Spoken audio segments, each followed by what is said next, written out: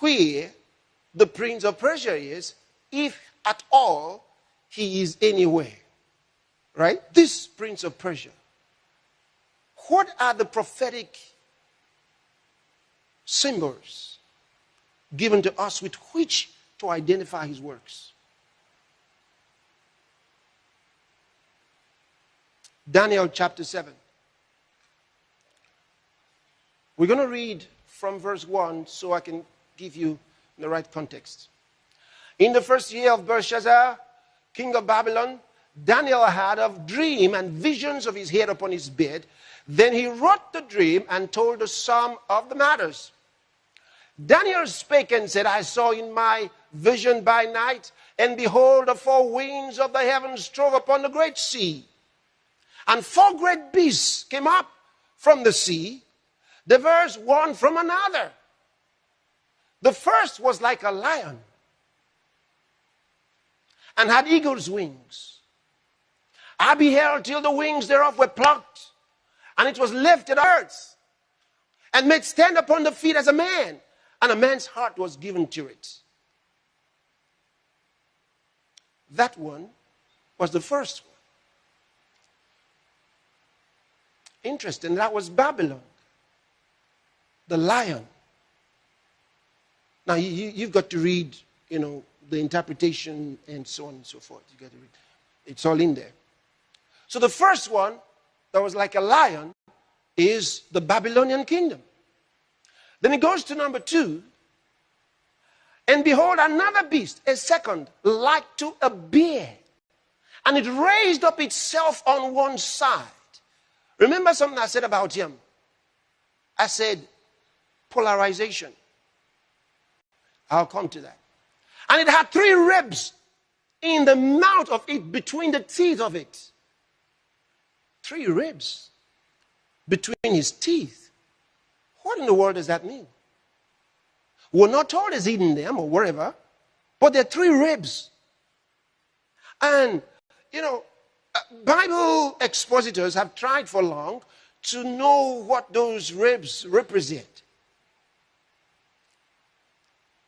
And they all agree somehow it possibly represents some form of nations that it conquered one way or the other. But just wait. Go back to that verse 5. And second, like to a bear, and it raised up itself on one side, and it had 3 ribs in the mouth of it, between the teeth of it. Said thus unto it, arise, devour much flesh. Wow. This is very interesting. Very interesting. Let's go to Isaiah chapter 13. I want to read 2 verses there from verse 13. Behold, I will stir up the Medes against them. Remember the Medes. Now this kingdom, Medes and the Persians, all right? And who was in charge of the Medes and the Persians? The prince of Persia. Behold, I will stir up the Medes against them. And you read in chapter 8, book of Daniel, you'd see it talks about 2 horns, 2 great horns. One horn, and how a ram, a goat, came and clashed with this ram and destroyed his horns. And that goat is Grisha, who came against the Medes and the Persians, and they were united as one kingdom. The Medes first, the Persians afterward, but the Persians became greater than them in their union. All right. Behold, I will stir up the Medes against them, which shall not regard silver, and as for gold, they shall not delight in it. Watch this. Their bows also shall dash the young men to pieces, and they shall have no pity on the fruit of the womb. Their eyes shall not spare children. I want you to notice.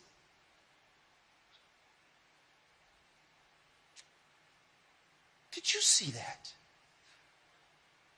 They will have no pity on the fruit of the womb. Their eyes shall not spare children. Which country is noted for this today? China, right? Okay, relax. Just one more thing. Just one more thing. Just one more thing. Go to Daniel chapter 7 again and verse 5. Behold, another beast is second like to a bear. So this is the Persian, the prince of Persia we're talking about. His symbol is the bear. What is the national animal symbol of China? Bear. I'm sure you never thought about it. The national animal symbol of China is the bear. And I just showed you characteristics of that bear. All right. He's got 3 nations in his mouth. Which are these? Macau, Hong Kong, and Taiwan. That's the sign. See, it's a sign for you to know. It's not going to let them go. He's got them by the ribs. I wish I had time to explain to you what it is to hold one by the rib. So they somehow have their own administration. They're supposed to be somehow autonomous, but they're not. China has its teeth on them. So you know when those things come into prophecy. You see, you start understanding when that spirit. So you say, where's the Prince of Persia? The Prince of Persia is a spirit. He's not located in just one place forever. He moves. So God gives us signs to know where he goes and what he does. Number 1, his sign is the bear. Number 2, you will see in his mouth 3 ribs. That's how to identify him. In which nation do you have that? And then his axe doesn't spare the fruit of the womb and has no pity for children. And to devour much flesh.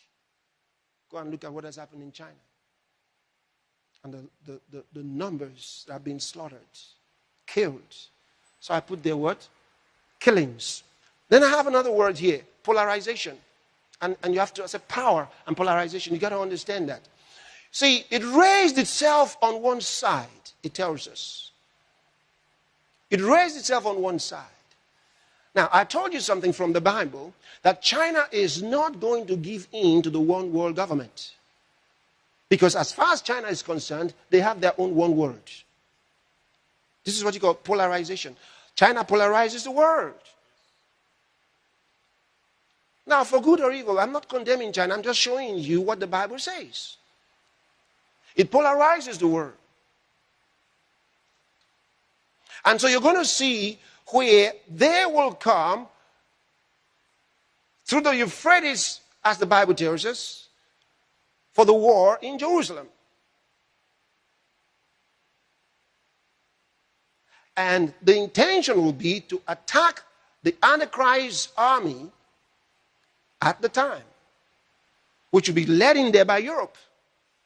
All about the fight over Jerusalem. But in the midst of all of that, Jesus comes from heaven. And then they unite against Jesus and the saints. And of course, they will be overpowered. Hallelujah. Now, why is all this so beginning to discover?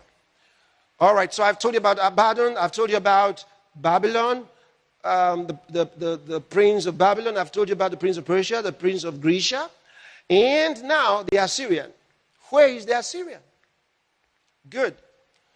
Now you identify the Assyrian with his work. Let's see.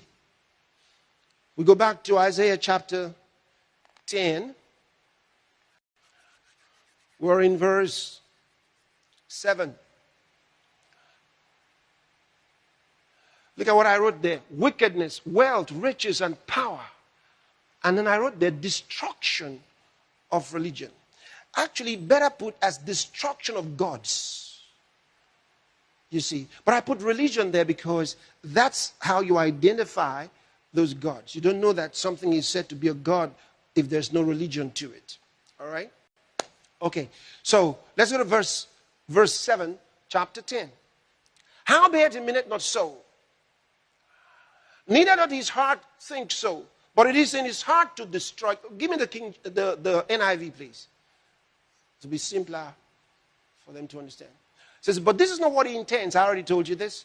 This is not what he has in mind. His purpose.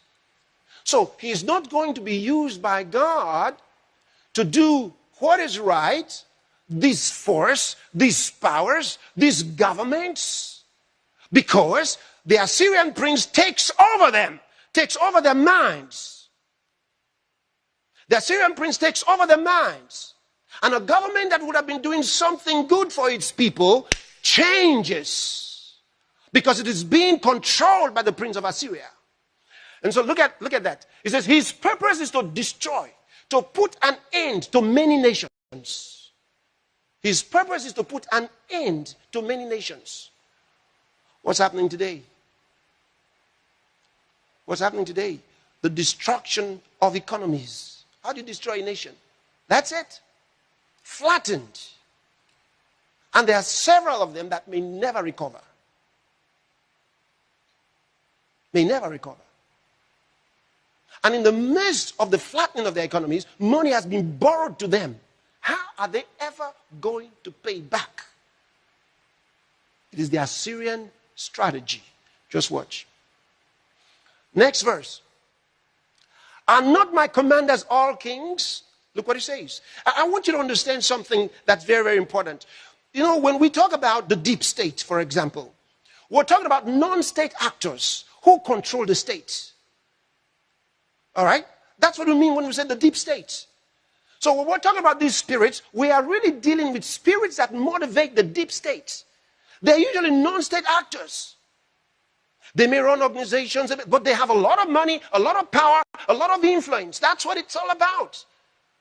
And so they control state power. And use that to make themselves even more powerful and even richer. For example, just a simple question.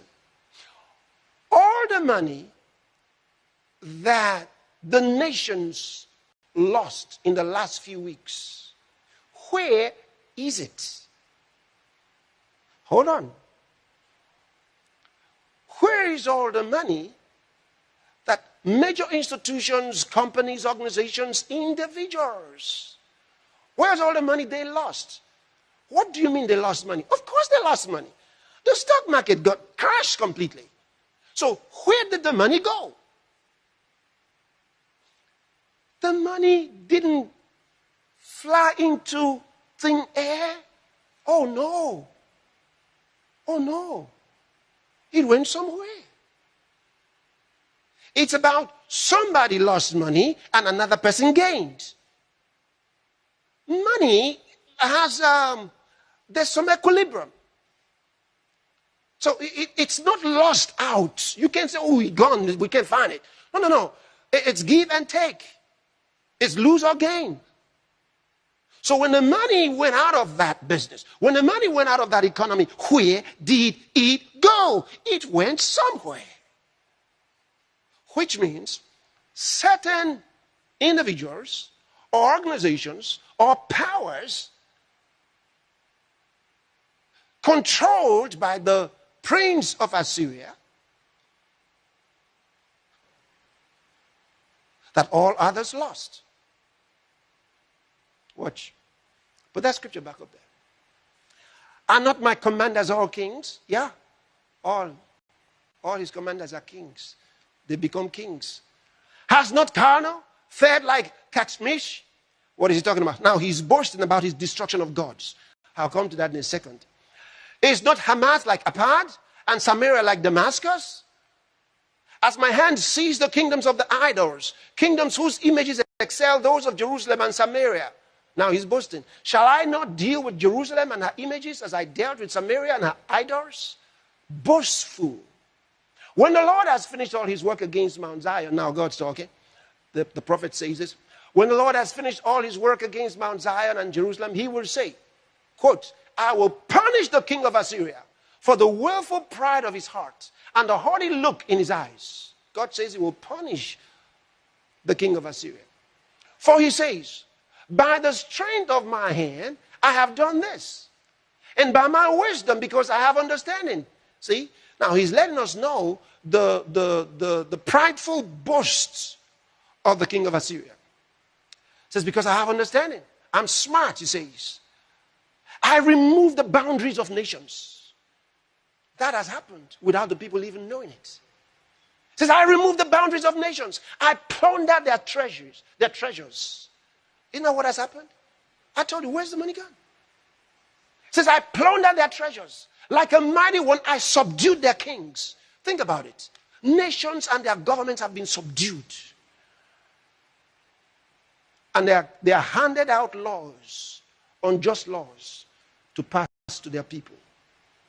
That's what has happened around the world. It's in the Bible. As one reaches into a nest, so my hand reached for the wealth of the nations. As men gather abandoned eggs. Why? Because they all fled. Lockdown. They fled from the businesses, fled from the banks, and left all the wealth. He says, as men gather abandoned eggs, so I gathered all the countries. Not one flapped a wing or opened its mouth or chirped. To chirp. Look at that. They watched as they lost their money, as their economies were paralyzed. So I gathered all the countries. Not one flapped a wing. Nobody could say no. They were looking paralyzed because of this prince of Assyria. A mighty boaster. He prides himself in the destruction of gods. And that's why he also decided. You'd see it now. You see it now. All right. Now, let's go. Lima cabra degredeske shirabarios. I want you to go to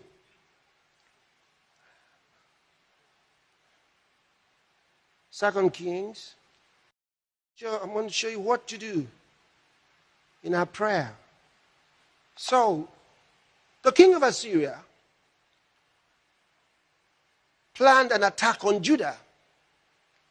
After all, he had destroyed Samaria, Israel, the 10 tribes. So now he's boastful. He's taken over some churches, you know. So he's boastful.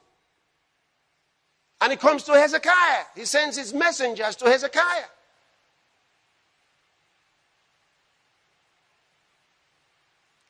Chapter 18, 2 Kings. Now I'm reading to you what his messengers said. You know, and his colleagues to go and deliver a message. From verse 29. Thus said the king, let not Hezekiah deceive you. Now he's now telling the people, don't let your king, the king of Judah, Hezekiah, don't let him deceive you.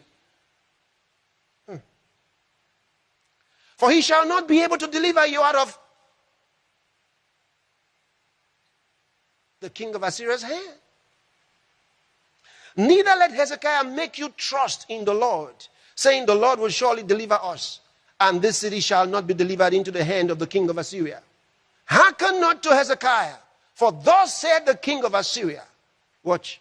Make an agreement with me, buy a present, and come out to me, and then eat ye every man of his own vine.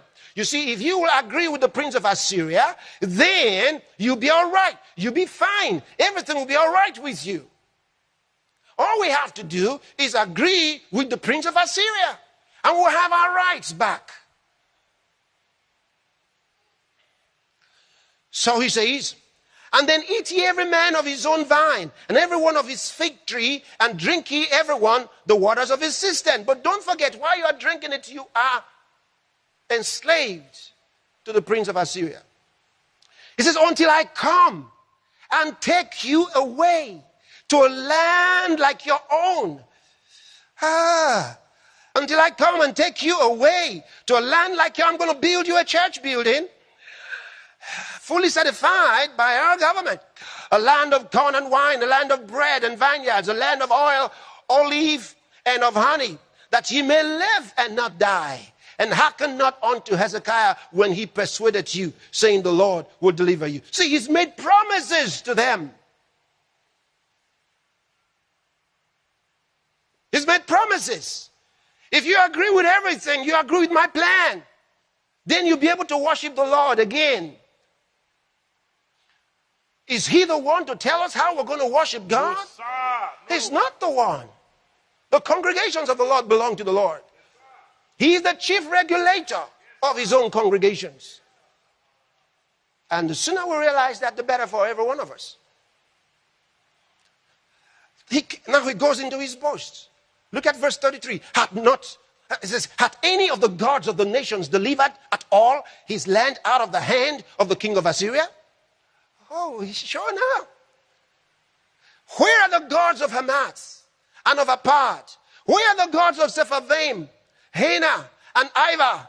Have they delivered Samaria out of my hand? Who are they among all the gods of the countries that have delivered their country out of my hand, that the Lord should deliver Jerusalem out of my hand? Yeah, the reason they could not deliver themselves was because there were no gods. There were no gods. The gods of Hamath and Apad and Sepharvaim were no gods. That's why.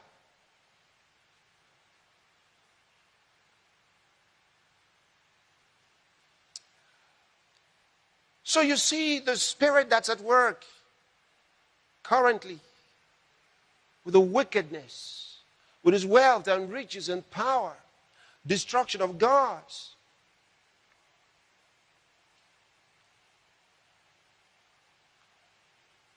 And when we start praying, you can see the Assyrian agenda is what is going on right now. What is happening in the world right now is the Assyrian agenda.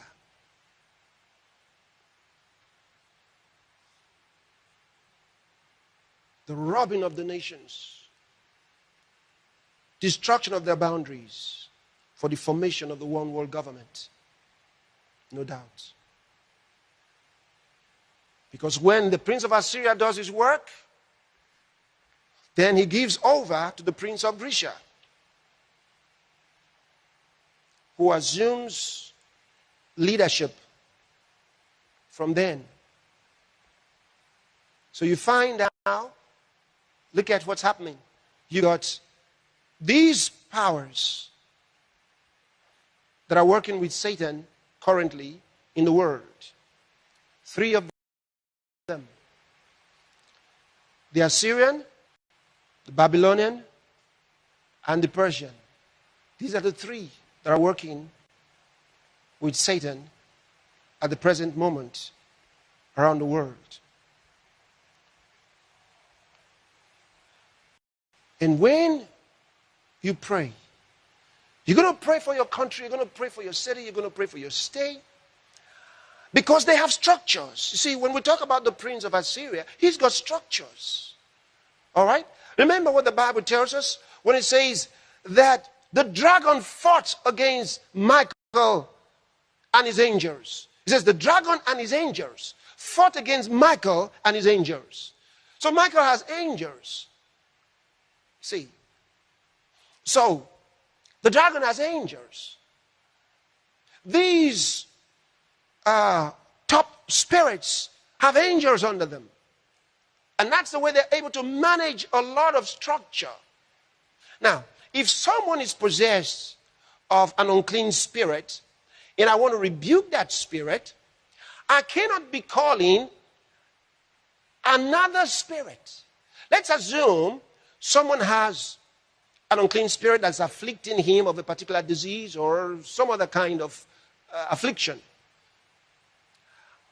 If I begin to command Satan, a lower spirit, a very low spirit may listen to me and act accordingly and obey because of the generic leadership and structure which he understands. But there are those who have powers and rights to operate on their own. The very low spirits take instructions from the higher spirits. But there are those that have power to operate on their own. You cannot cast those ones out without identifying them. You cannot just say, devil, come out. No, they're going to remain there. So this is the reason the Spirit of God opens our eyes and our understanding to know certain things that are happening in the realm of the Spirit so that we can address them properly. And so I said that this is what is going on. And look at what has happened in China. I don't know if anybody ever let them know this. I wonder if they ever knew that the Prince of Persia is the one that's been operating in China for many years now, since they adopted their beer symbol. I don't think most have known about it. And so a lot of things have persisted in China. And those things don't need to continue. And so, where you are, when you begin praying, you rebuke and cast out the prince of Assyria and his angels, his demonic spirits in your country. Give him no space. Jesus gave us authority to cast out devils. Said, in my name shall they cast out devils. We can cast them out. You cast them out of there and tell them to take the hold off of the government, of the structure in your city. That's how you pray.